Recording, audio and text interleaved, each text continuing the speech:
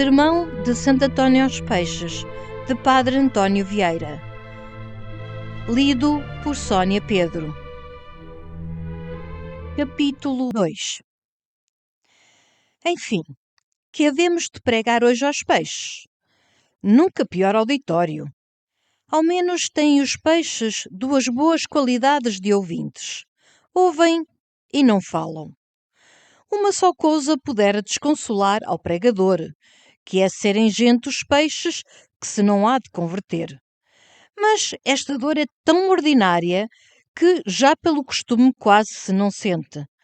Por esta causa não falarei hoje em céu nem inferno, e assim será menos triste este sermão do que os meus parecem aos homens, pelos encaminhar sempre à lembrança destes dois fins.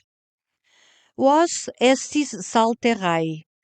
Haveis de saber, irmãos peixes, que o sal, filho do mar como vós, tem duas propriedades, as quais em vós mesmos se experimentam: conservar o são e preservá-lo para que se não corrompa. Estas mesmas propriedades tinham as pregações do vosso pregador Santo Antônio, como também as devem ter as de todos os pregadores. Uma é louvar o bem, outra, repreender o mal. Louvar o bem para o conservar e repreender o mal para preservar dele. Nem cuideis que isto pertence só aos homens, porque também nos peixes tem seu lugar.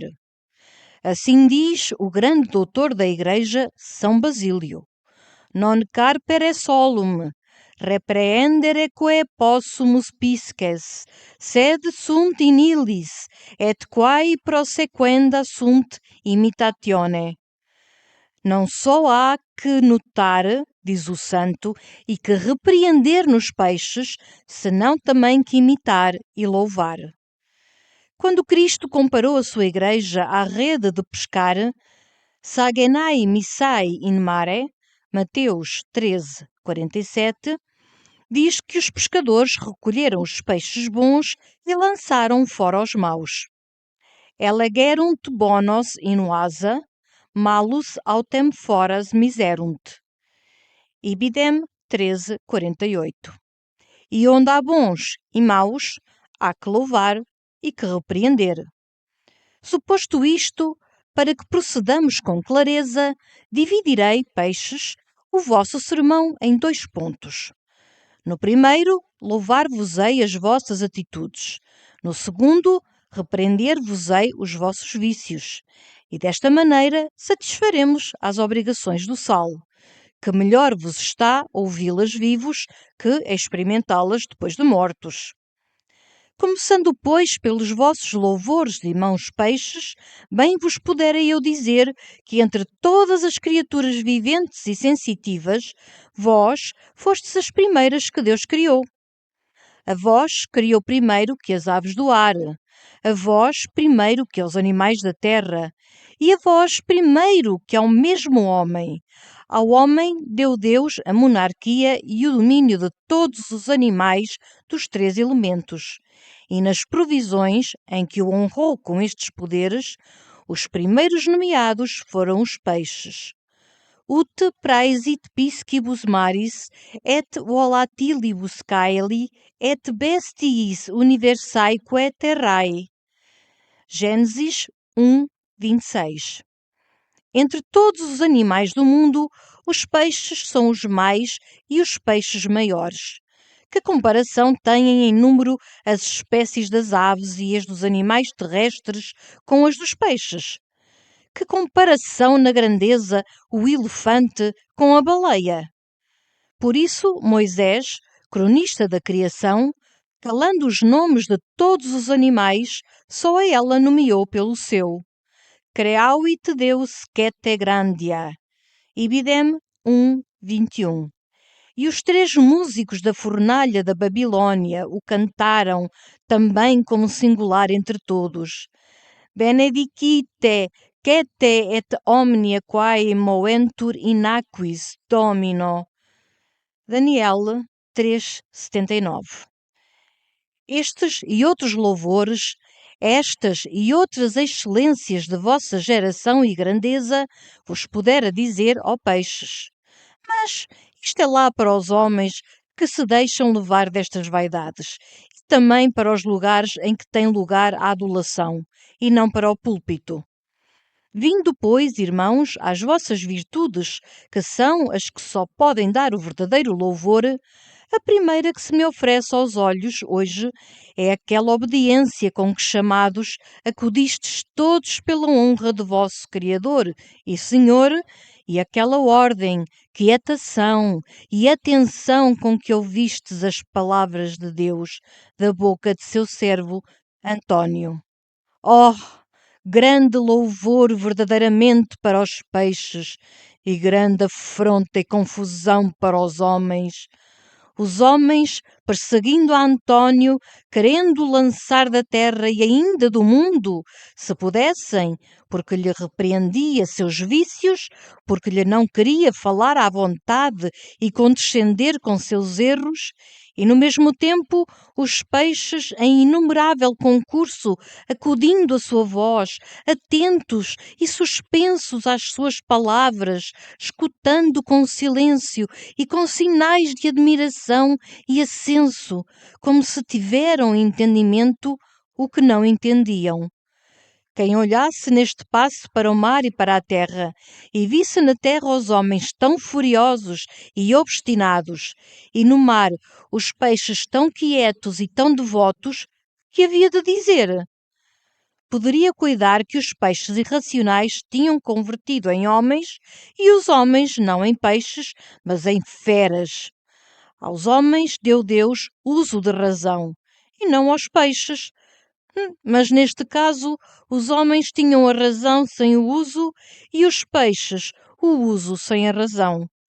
Muito louvor mereceis, peixes, por este respeito e devoção que tivestes aos pregadores da palavra de Deus. E tanto mais quanto não foi só esta a vez em que assim o fizestes.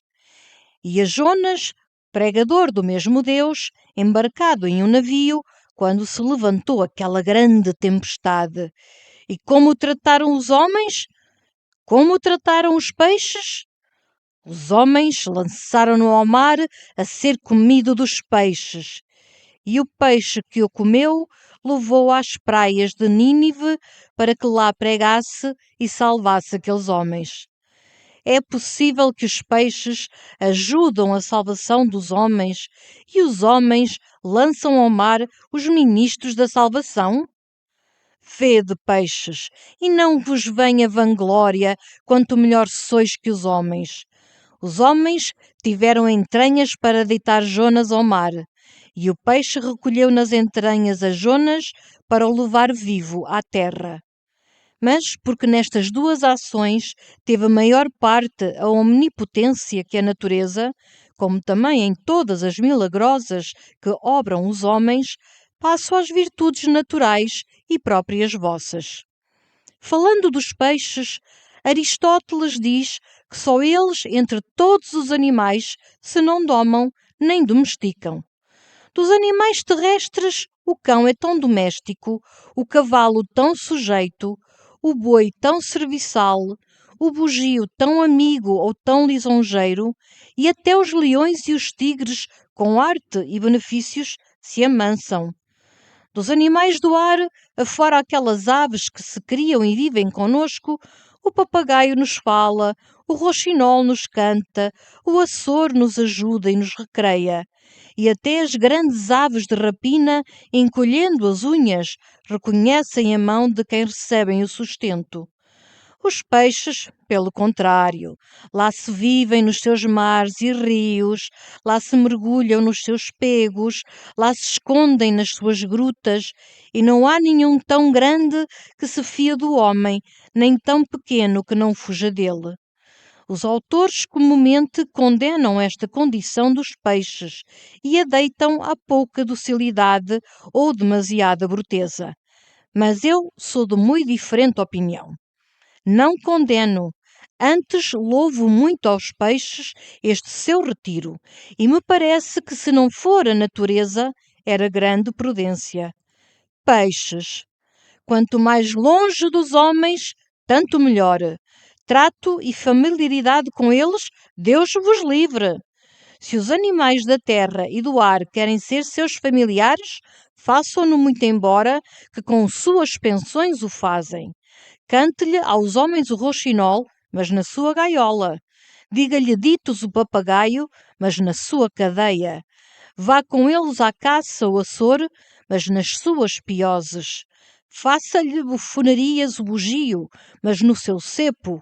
Contente-se o cão de lhe roer um osso, mas levado onde não quer pela trela. Preze-se o boi de lhe chamarem formoso ou fidalgo, mas com o jugo sob a cerviz, puxando pelo arado e pelo carro. Gloria-se o cavalo de mastigar freios dourados, mas debaixo da vara e da espora. E se os tigres e os leões lhe comem a ração da carne que não caçaram nos bosques, sejam presos e encerrados com grades de ferro. E entretanto vós, peixes, longe dos homens e fora destas cortesanias, vivereis só convosco, sim, mas como peixe na água.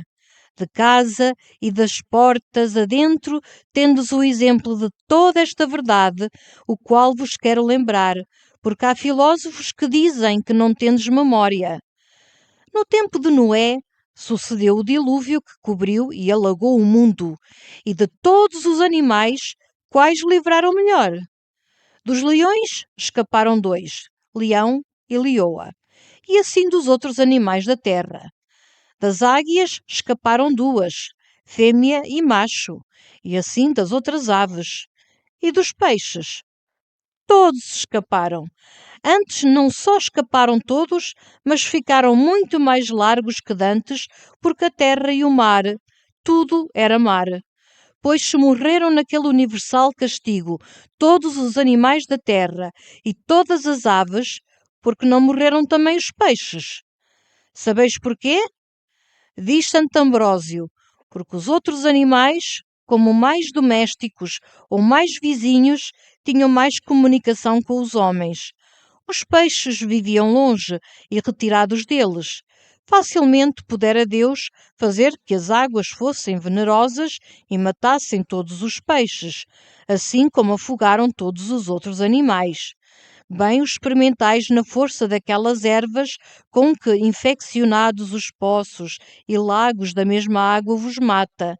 Mas como o dilúvio era um castigo universal que Deus dava aos homens por seus pecados e ao mundo pelos pecados dos homens, foi a altíssima providência da divina justiça que nele houvesse esta diversidade ou distinção, para que o mesmo mundo visse que da companhia dos homens lhe viera todo o mal, e que por isso os animais que viviam mais perto deles foram também castigados, e os que andavam longe ficaram livres. Vede, peixes, quão grande bem é estar longe dos homens. Perguntando um grande filósofo qual era a melhor terra do mundo, respondeu que a mais deserta, porque tinha os homens mais longe. Se isto vos pregou também Santo António, e este foi um dos benefícios de que vos exortou a dar graças ao Criador, bem vos pudera alegar consigo, que quanto mais buscava Deus, tanto mais fugia dos homens. Para fugir dos homens, deixou a casa de seus pais e se recolheu ou acolheu a uma religião onde professasse perpétua clausura. E porque nem aqui o deixavam os que ele tinha deixado, primeiro deixou Lisboa para Coimbra e finalmente Portugal. Para fugir e se esconder dos homens, mudou o hábito, mudou o nome e até a si mesmo se mudou, ocultando sua grande sabedoria debaixo da opinião de idiota com que não fosse conhecido nem buscado, antes deixado de todos, como lhe sucedeu com seus próprios irmãos no capítulo geral de Assis. De ali se retirou a fazer vida solitária em um ermo, do qual nunca saíra, se Deus, como por força, o não manifestara, e por fim acabou a vida em outro deserto, tanto mais unido com Deus, quanto mais apartado dos homens.